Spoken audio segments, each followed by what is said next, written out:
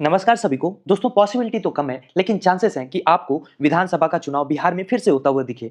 इसलिए नहीं क्योंकि नीतीश बाबू पलट गए हैं, बल्कि इसलिए क्योंकि प्रशांत किशोर बाबू सुप्रीम कोर्ट में याचिका डाल चुके हैं कि विधानसभा का चुनाव फिर से होना चाहिए। और मजेदार बात यह है कि इस याचिका को सुप्रीम कोर्ट ने एक्सेप्ट भी कर लिया है और इसकी सुनवाई खुद हमारे सीजीआई सूर्यकांत करने वाले हैं। याचिका में आरोप यह लगा है कि चुनाव के दौरान जो महिलाओं के खाते में सीधे पैसे ट्रांसफर किए गए, वो हमारी लोकतांत्रिक व्यवस्था, चुनाव आयोग की आचार संहिता सबको भंग करता है। इस याचिका में जन स्वराज ने आरोप लगाया है कि मुख्यमंत्री महिला रोजगार योजना के तहत जो 25 से 35 लाख महिलाओं के खाते में करीब 10,000 रुपए सीधे ट्रांसफर किए गए, वो भी तब जब राज्य में मॉडल कोड ऑफ कंडक्ट यानी कि आचार संहिता लागू था।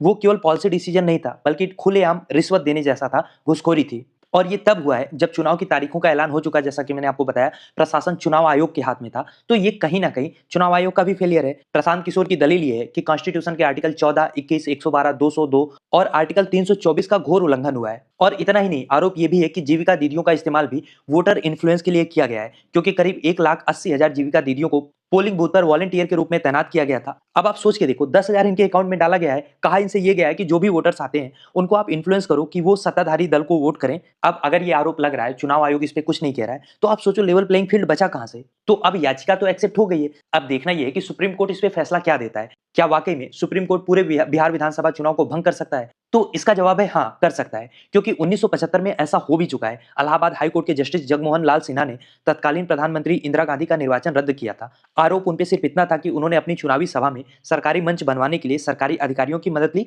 और कुछ सरकारी पैसे भी उसमें खर्च हुए थे। अब उस जमाने के हिसाब से उस आचरण को भ्रष्ट माना गया और देश की सबसे शक्तिशाली प्रधानमंत्री की कुर्सी छिन गई। खैर, उस जमाने से आज के जमाने की तुलना करना भी अपने आप में नाइंसाफी होगी, क्योंकि अब हमने अपना स्टैंडर्ड इतना गिरा लिया है कि कुछ भी उम्मीद नहीं की जा सकती। लेकिन फिर भी देखना है कि सुप्रीम कोर्ट क्या फैसला देता है, क्योंकि कानूनी रूप से अगर मैं आपको बताऊं तो representation of the people act 1951 का सेक्शन 123, जिसमें करप्ट प्रैक्टिसेस को साफ साफ परिभाषित किया गया है, उसमें स्पष्ट रूप से लिखा है कि चुनाव के दौरान किसी भी प्रकार का प्रलोभन देना या वित्तीय लाभ देना अवैध है। खैर, अगर ये पैसे बांटना अवैध है तो ये एक राज्य में नहीं हुआ है। जहां जहां डबल इंजन की सरकार है, हर राज्य में हुआ है। फिर तो बहुत राज्यों की सरकार गिरनी चाहिए।